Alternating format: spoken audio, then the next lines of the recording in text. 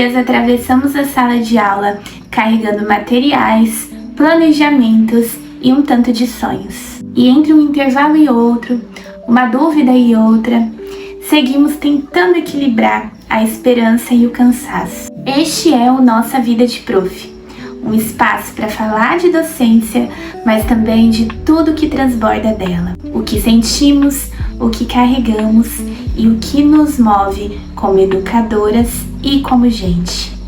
Porque ser professora não é só dar aula, é também aprender, recomeçar e, acima de tudo, encontrar sentido no caminho. Sejam muito bem-vindas a mais um episódio do podcast Nossa Vida de Prof. Hoje eu quero falar com vocês, que são minhas colegas sobreviventes das orelhinhas de coelho, dos murais decorativos, das festas de comemoração com inúmeros ensaios. Hoje a gente vai falar sobre datas comemorativas na escola. Eu espero que você esteja preparada para se indignar junto comigo, mas também para dar um sentido diferente para essa data. Quem sabe aí mudar um pouco da nossa prática, uma vez que estamos condicionadas a fazer e tratar das datas comemorativas na escola. Eu acho importante a gente reforçar o quanto a cultura das datas comemorativas é presente ainda no nosso dia a dia, inegavelmente. Basta você entrar nas redes sociais, basta você ser professora e estar no ambiente das redes sociais, que uma hora ou outra você vai se deparar. Então, a gente está imersa, em um mundo em um sistema educacional que conta muito com isso. E a gente vai analisar ao longo desse episódio os fatores que levam a essa hipervalorização das datas comemorativas e também vamos ir um pouco para o lado da reflexão de até que ponto é realmente produtivo, tanto para o pedagógico quanto para a nossa rotina de trabalho mesmo, em questões trabalhistas, do labor docente, ter que levar em conta a questão das datas comemorativas. Mas então vamos lá, para o que interessa. Vamos começar falando então das raízes desse problema, do problema da implementação das datas comemorativas na escola. Onde que começa tudo isso? Bom, para ilustrar, eu vou contar uma história. Há um ano atrás, eu fiz um vídeo e postei primeiro nos meus stories, depois levei para o Reels. E nesse vídeo, eu estava ali trazendo uma indagação sobre a minha prática, sobre o que eu estava achando da minha prática enquanto professora de educação infantil. Eu estava no passado no meu primeiro ano como professora de educação infantil e me suscitou essa reflexão ali em falar sobre o quanto eu achava desnecessário todo aquele trabalho que nós, professoras, tínhamos que ter em datas comemorativas, um trabalho totalmente sem sentido, na minha opinião, que era fazer orelhinhas de coelho para as crianças. E na época em questão, esse meu vídeo deu muito o que falar. Muitas pessoas comentaram e com diversas opiniões, que na verdade a gente pode resumir em duas grandes opiniões, Uma eram as professoras que concordavam e batiam nessa tecla de que datas comemorativas não devem ser trabalhadas nas escolas, porque elas realmente não possuem um sentido pedagógico de fato para as crianças. E em contrapartida, nós tínhamos as professoras que traziam o argumento de que a Páscoa, o simbolismo da Páscoa, a ludicidade que as orelhinhas de coelho traziam para as crianças, tudo isso era muito importante também pedagogicamente. Eu consigo hoje entender melhor os dois lados da moeda dessa discussão que esse meu vídeo gerou na época, mas eu ainda pendo pro lado de quem não vê muito sentido, não na data comemorativa em si, mas na forma como ela é trabalhada, ainda muito nessa ideia de que a gente precisa fazer lembrancinhas, entregar algo para as crianças em vez de proporcionar experiências e vivências. Ah, Yasmin, mas dá para proporcionar vivências, né? Fazendo as crianças brincarem com a máscara de coelho. Mas é pra gente se provocar, né? Toda a discussão que surgiu a partir de uma indagação minha, eu acho que ela gera muitas outras reflexões, que é justamente, será que precisa a professora, nós professoras que já somos sobrecarregadas, a gente se propor a fazer mais uma tarefa, que é a de recortar essas orelhas, porque as crianças não vão, certamente, ainda mais educação infantil, não terão esse trabalho de confeccionar as máscaras. Pelo menos uma boa parte do trabalho vai partir da professora, que é a questão de montar o molde, enfim, tudo isso.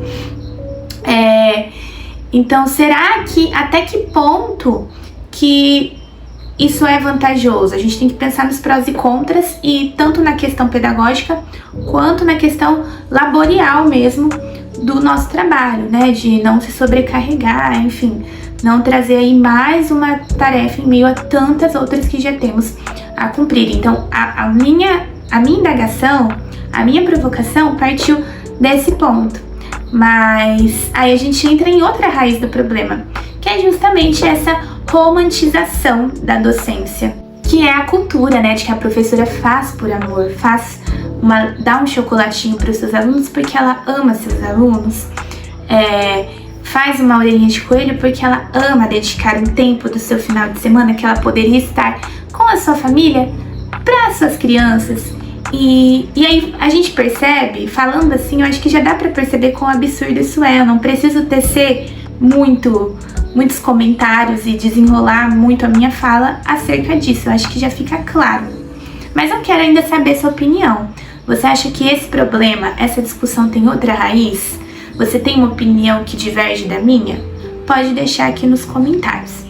E se sua opinião for relativa à ludicidade, depois de muito tempo conversando com muitas profs nesse vídeo em questão que eu gravei há um ano atrás, eu tenho um contra-argumento que eu acho que é muito válido. A ludicidade, ela pode ser trabalhada de inúmeras formas.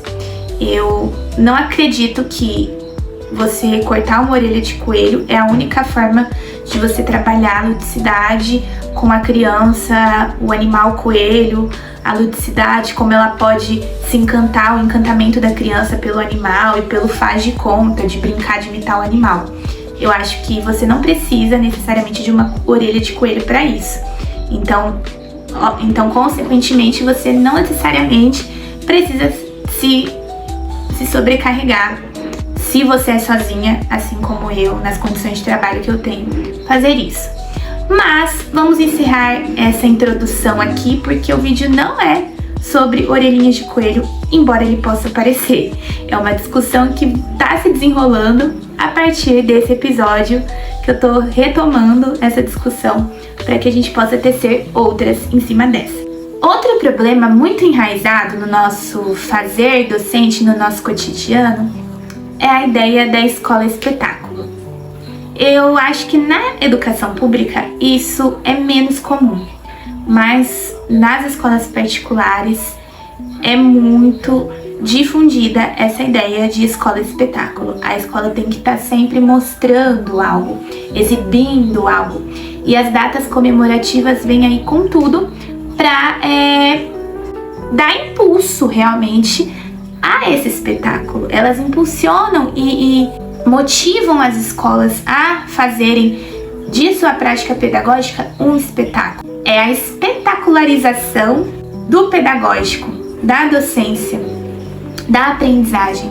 E para todo mundo que é comprometido com uma educação de qualidade, vale a pena repensar isso. Tanto no modelo público quanto no modelo privado, mas sobretudo no modelo privado. A gente está fazendo da educação um produto a todo momento.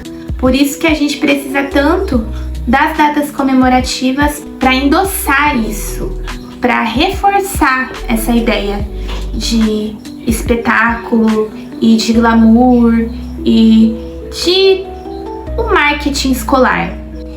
E, inclusive, isso não sou eu, Yasmin, só que diz. Eu trouxe aqui um trecho de um artigo, de um trabalho que foi apresentado, um resumo expandido, na verdade, que foi apresentado na ANPED de 2021. A ANPED é um encontro, né? Eles têm um encontro nacional dessa associação, que é a Associação Nacional de Pós-Graduação e Pesquisa em Educação. Então, todo ano tem esse encontro da ANPED, em que vários pesquisadores trazem pesquisas dentro do campo da educação.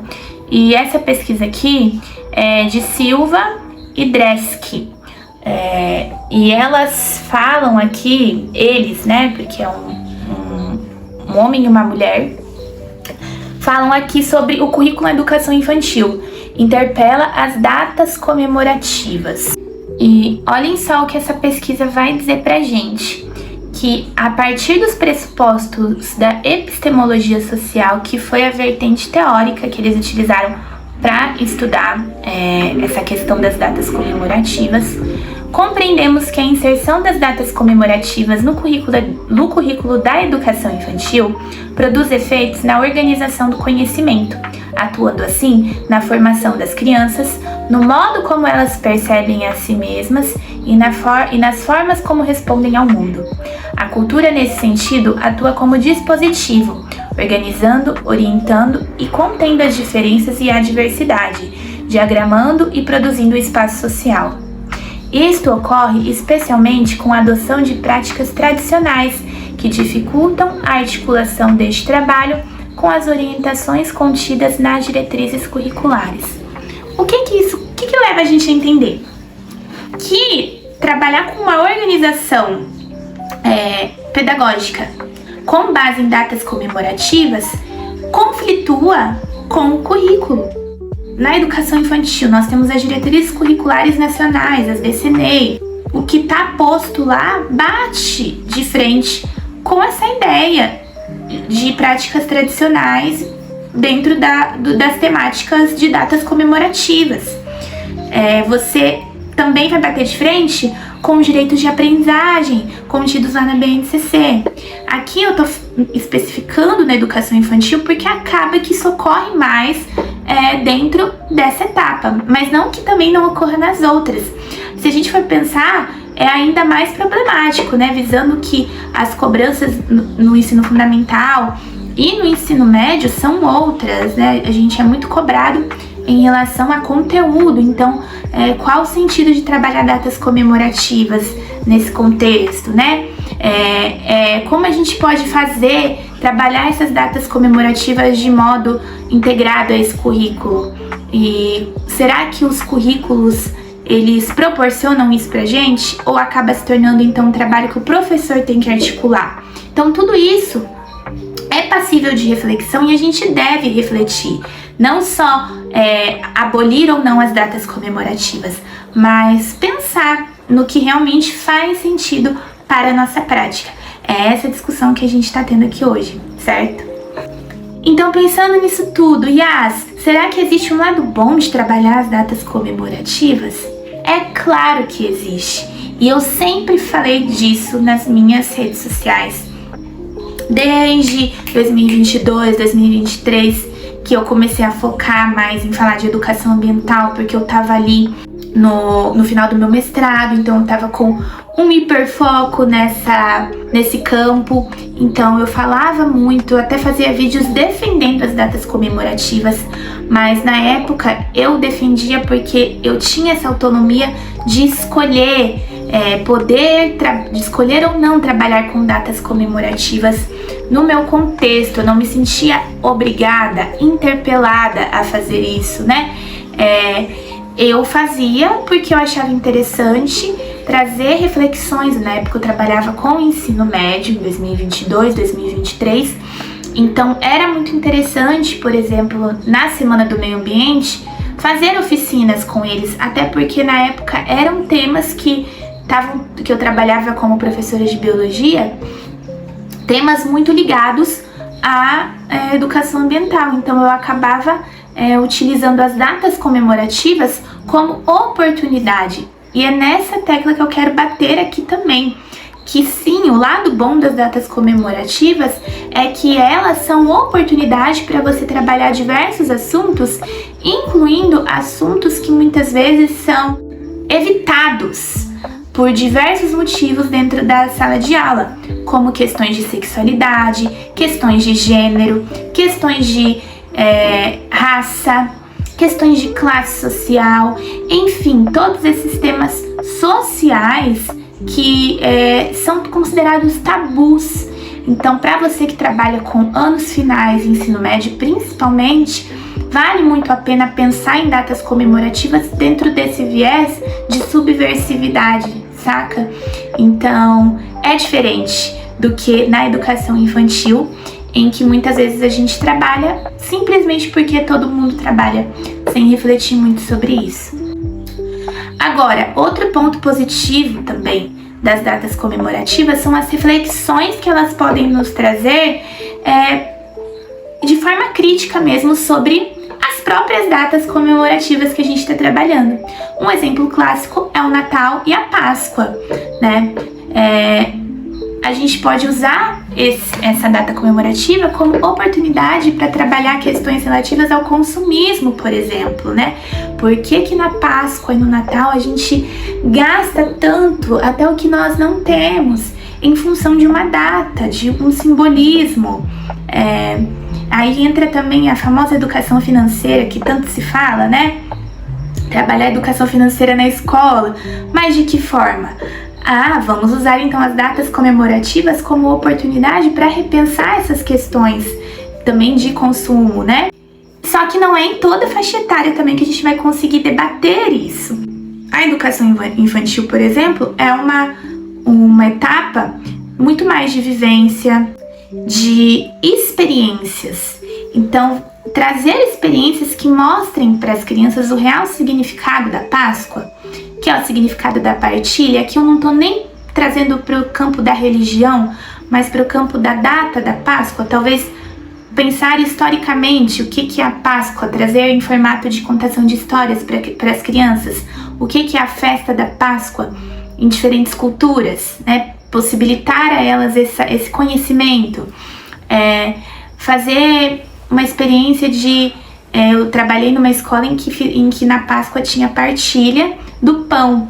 Então, as crianças produziam pão na semana da Páscoa, elas faziam pão, esse pão era assado e depois elas produziam, enfim, elas vivenciavam ali um café da tarde com aquele pão que elas mesmas produziram, a turma vivenciava isso. Então, é algo muito mais interessante do que você dar ali uma máscara e um chocolatinho para a criança, reforçando ainda mais sem nenhum tipo de reflexão. Não que necessariamente o fazer o pão vai gerar uma reflexão numa criança tão pequena, né? Mas isso já propicia a criança uma vivência que vai ter um impacto na sua vida, de todo modo, o que você vai apresentar para ela pedagogicamente falando. Então, deixemos bem claro aqui que o problema não são as datas, não é a data comemorativa em si que nós estamos criticando aqui, mas o trabalho muitas vezes vazio que é proposto, que nós somos obrigadas a cumprir, a fazer, de forma totalmente vazia, de forma desconectada da realidade e do contexto local. Beleza, então eu já falei as raízes do problema, já discuti com vocês que a data comemorativa em si não é um problema, que existe um lado positivo no trabalho com as datas comemorativas, mas a gente vive num limbo entre o ideal e o possível. A gente precisa então sobreviver no meio dessa guerra, né, que o professor tá ali no meio, tá no olho do furacão. Então a gente precisa encontrar maneiras de sobreviver no meio disso tudo, dessa guerra aí de concepções pedagógicas. Como então sobreviver dentro desse trabalho com as datas comemorativas, que podem ser ou não aplicadas no seu cotidiano? Tudo vai depender do seu contexto e do que faz sentido para você, tá? A primeira orientação, não dica, mas orientação que eu dou, é que você recuse aquilo que não cabe no seu planejamento pedagógico. Eu sei, nem sempre a gente está em condição de recusar. Eu falo isso por mim, que há 2 anos estou fazendo algo que eu não concordo, que são as orelhinhas de coelho, mas que eu faço por entender que estou dentro de um grupo que majoritariamente concorda com isso, então eu me submeto a essa prática visando o coletivo, visando a ideia coletiva do grupo em que eu estou inserida e não a minha ideia. Sempre que possível subverter algo, eu vou o subverter. E como que eu faço isso, né?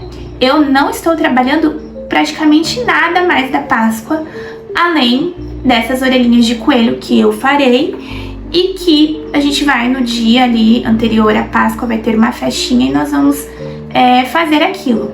De resto, eu não estou trabalhando mais nada nesse sentido. Estou trabalhando questões que passam pela ideia de partilha, de convivência, temas que são realmente urgentes para a minha sala de aula e para o desenvolvimento das minhas crianças que eu observo ali em sala de aula, do que elas estão precisando aprender. Mas vou dar um exemplo mais concreto. Há coisas que você pode recusar com respaldo. Então, se você achar que uma prática, que algo que está sendo proposto, fere alguma legislação ou algum aspecto do currículo, você pode sim argumentar contra, né? E dizer, ó, não estou fazendo isso por conta disso, disso e disso. Estou apresentando aqui um argumento para você. Mas tudo isso vai depender do seu tempo, o tempo que você tem para ir atrás dessas fontes que te embaseiam e da sua energia também, porque há batalhas que a gente não quer lutar, a gente já tá tão cheio, né, no dia a dia, que tem batalhas que realmente a gente não quer lutar naquele momento e tudo bem, a gente pode subverter na nossa prática, no nosso cotidiano. Então, sem se recusar diretamente, mas indiretamente. Já já eu vou dar um outro exemplo disso. Outra maneira também de tirar um pouco do peso dessa responsabilidade de trabalhar o que a gente não concorda. Trabalhar em rede, compartilhar esse peso. Então, na hora de fazer um mural em dupla. Se você é coordenadora pedagógica aqui, faça isso, né? Faça as professoras trabalharem em duplas, em trios para fazer esses murais, já que a escola precisa tanto desses murais. Então, proponha que sejam feitos coletivamente, com produções das crianças, para que o trabalho da professora, das professoras e dos professores seja facilitado. E agora, ainda falando dessa subversão, vou propor aqui uma ideia de uma subversão criativa, né, para um tema que é muito polêmico também, uma data comemorativa que é muito polêmica, que é o Dia dos Pais. Dia dos Pais pode ser um dia, muitas vezes, um dia doloroso para se trabalhar com as crianças, porque a gente sabe que o abandono parental é real no nosso país e nos contextos periféricos ainda mais. Então, você pode, em vez de trabalhar com a temática Dia dos Pais, fazer lembrancinha, aquela gravatinha famosa, e entregar para os pais, para as crianças levarem para os pais ou diretamente para os pais, você pode fazer um debate com as famílias, propor um debate com as famílias, com as próprias crianças, por que não, sobre diversidade familiar. Olha quantas famílias diversas. Com crianças de 4 ou 5 anos, a gente já consegue começar a discutir sobre isso, né? Trazendo fotos, trazendo imagens, trazendo vídeos de o que é uma família. Família tem diversas constituições, diversas formas. Então, família é quem a gente traz no nosso coração e não necessariamente